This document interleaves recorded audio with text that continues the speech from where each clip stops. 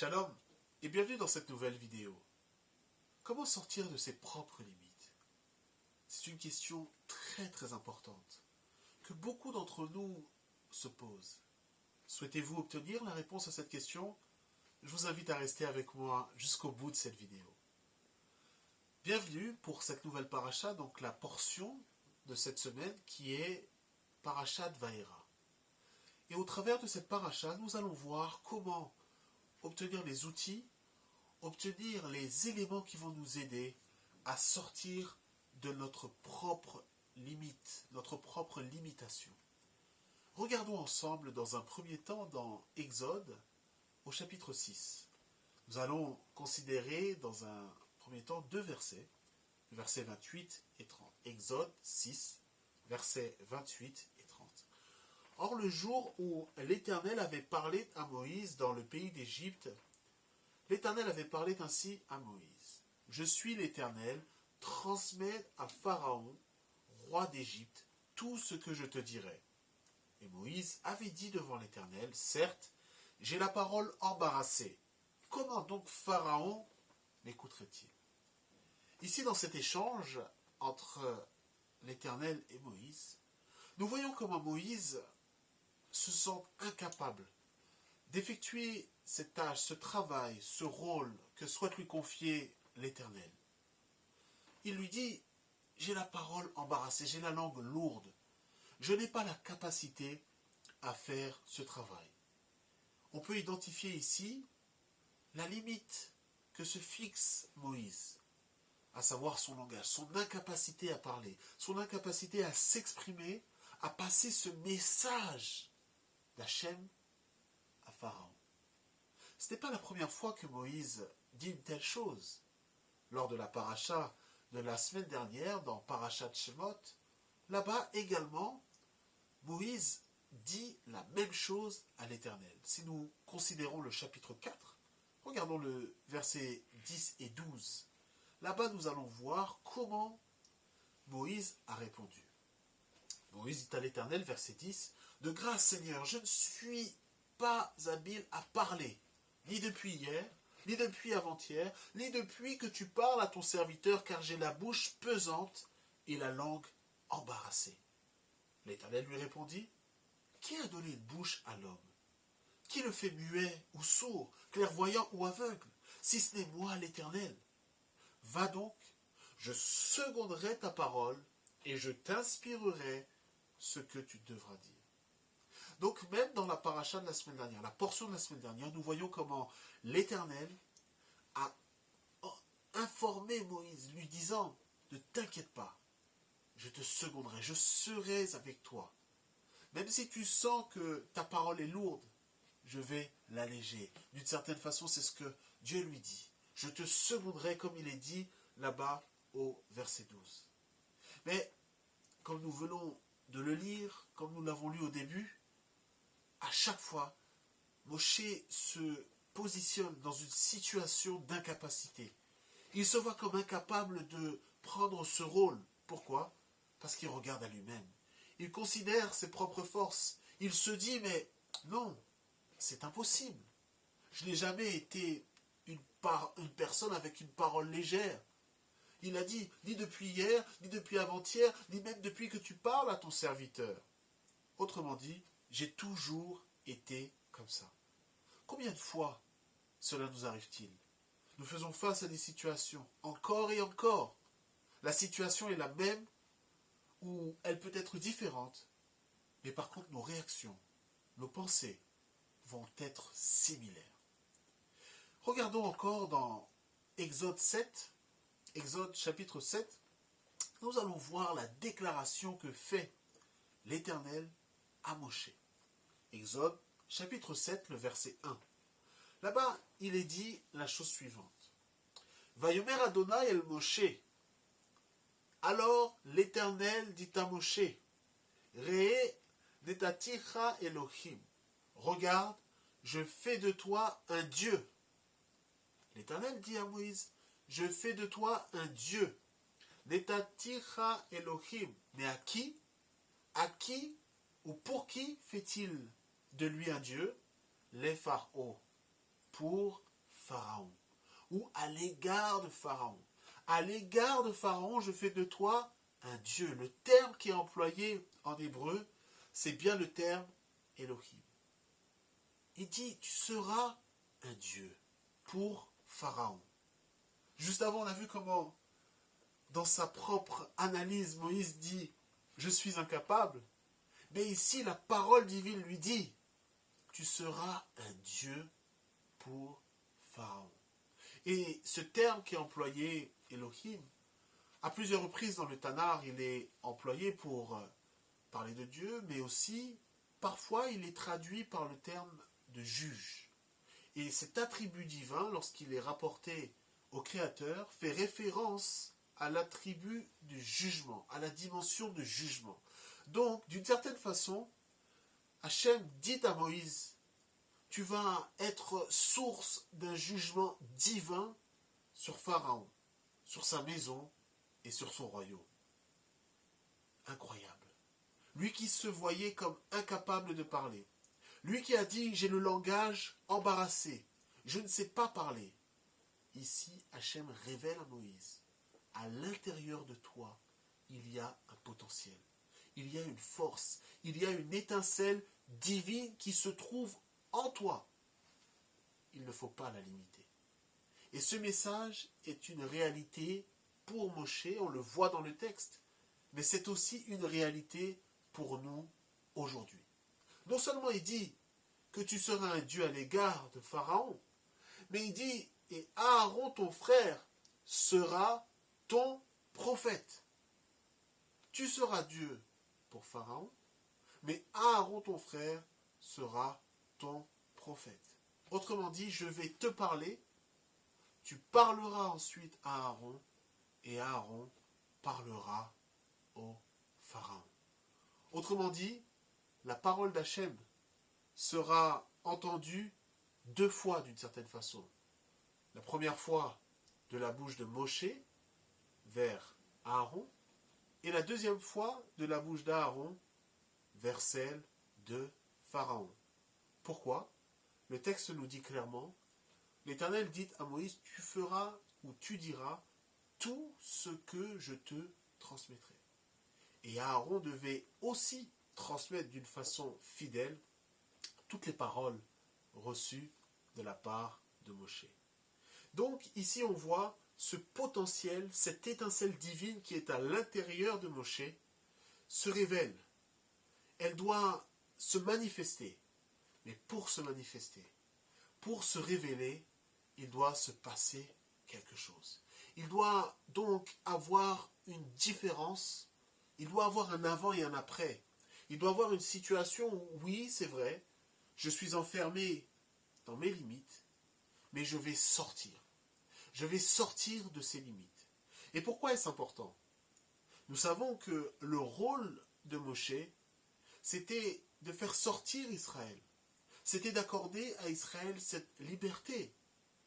Mais pour pouvoir accorder au peuple la liberté, pour pouvoir apporter au peuple d'Israël cette délivrance, Moïse devait lui-même sortir de ses propres limites.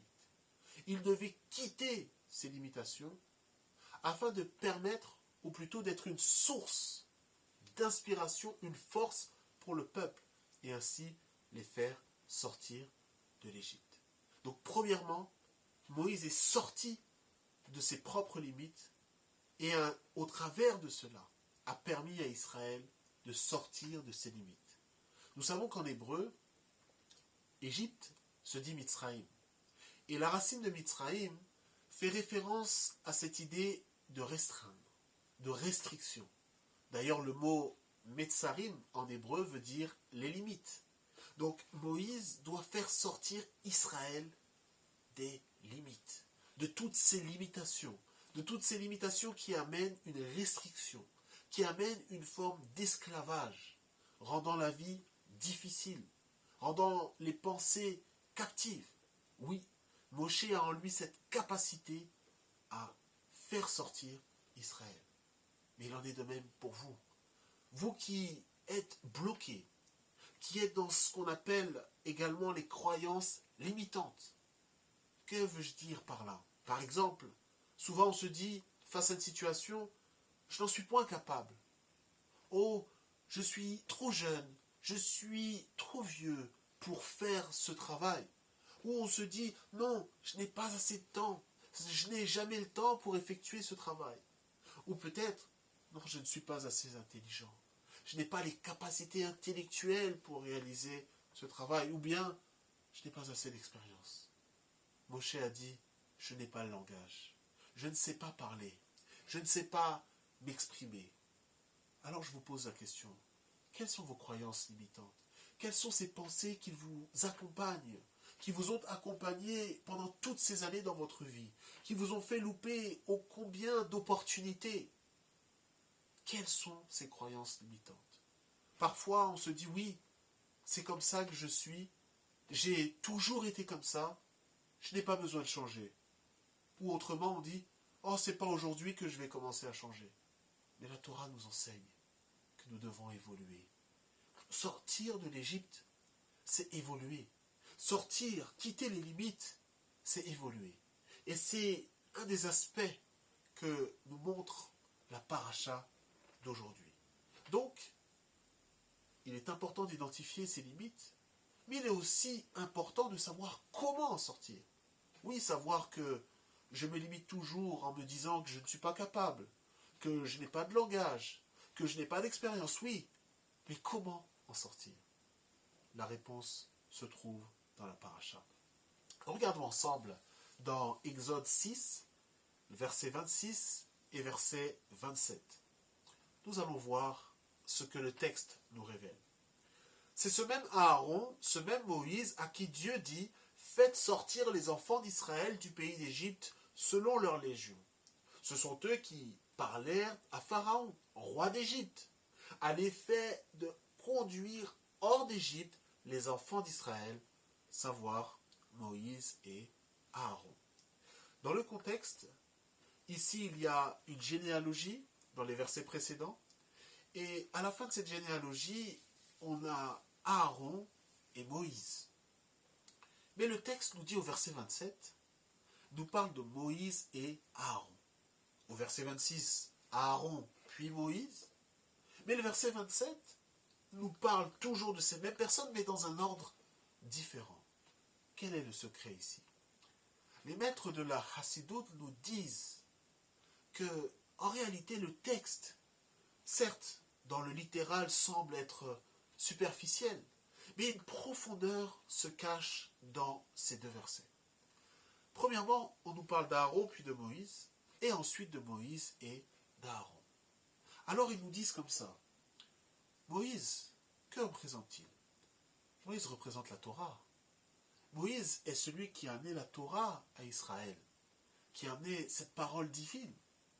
Alors ils nous disent comme ça que ce Moïse qui est à l'intérieur de nous représente l'étude de la Torah, représente cette étude que nous allons faire, cette méditation que nous allons faire dans le texte, pour être imprégné du texte, pour être plongé, immergé dans le texte.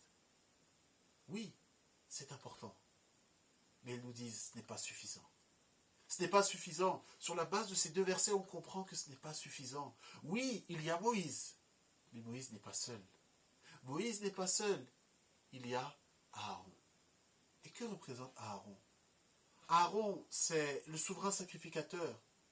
Aaron, c'est celui qui faisait les offrandes. Alors ils nous disent que cela nous parle de la Avodat Hashem, du service divin, et plus particulièrement de la prière.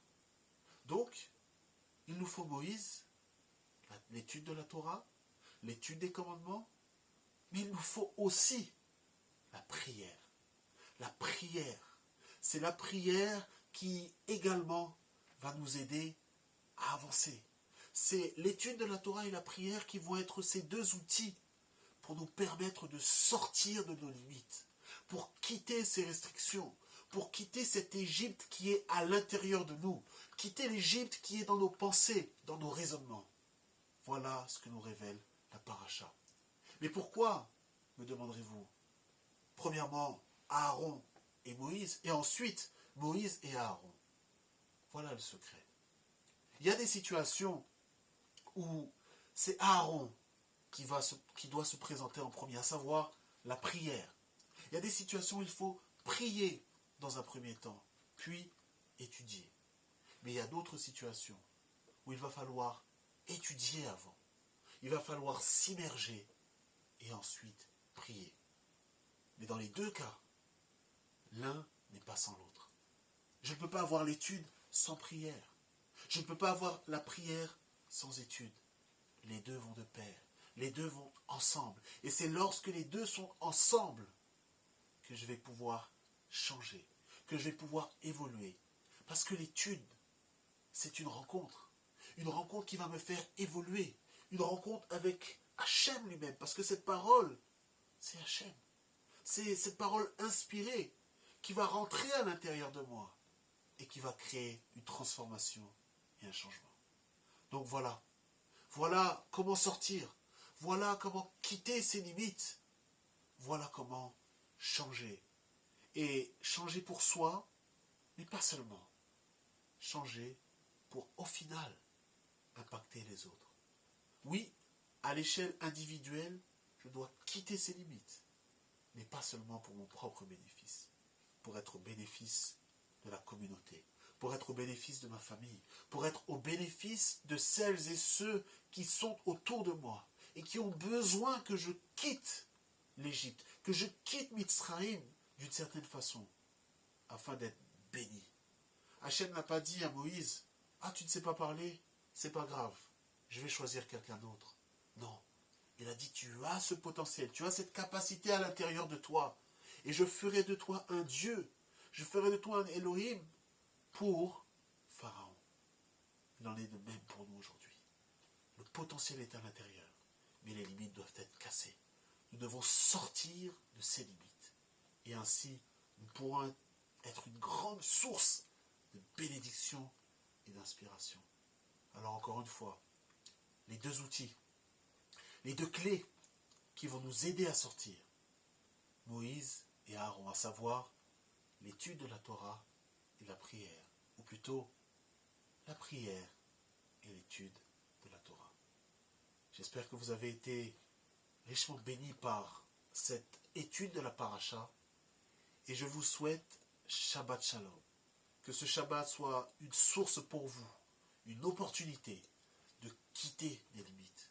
Que des limites puissent tomber pendant ce Shabbat, qu'il puisse avoir un renouveau dans votre vie et dans la vie de celles et ceux qui vous entourent. Shabbat Shalom.